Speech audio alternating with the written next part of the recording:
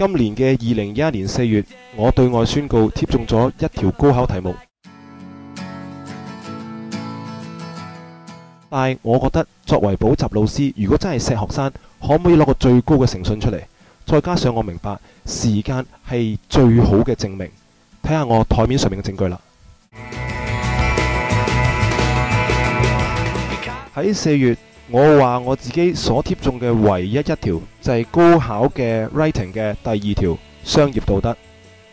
而家台面上正正就係擺放喺我貼中5個月後嘅今天9月頭，我學生收到考評局寄嚟嘅考評報告，幾篇都係話我學生唔同嘅學生 writing A 咗，全部攞 A， 全部都作第2條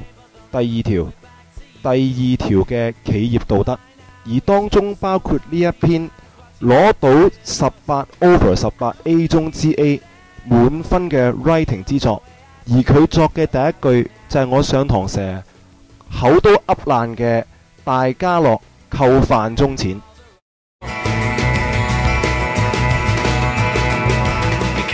而家係9月頭，啲文章陸續咁翻緊嚟。如果我唔係貼中第2條中到應一應，點解呢幾篇文章全部作第2條，而全部都攞到 A， 而當中包括 A 中之 A 18/18嘅文章呢？你買 A 返嚟嘅同學點會同你長期聯絡？成份嘅 UE 考評報告都印埋俾你啊！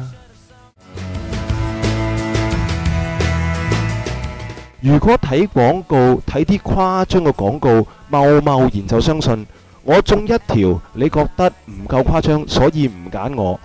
如果你咁樣揀補習老師嘅話呢，揀錯咗咁就一世㗎啦。如果老師有最高誠信，貼中貼唔中真係唔會無從稽考嘅。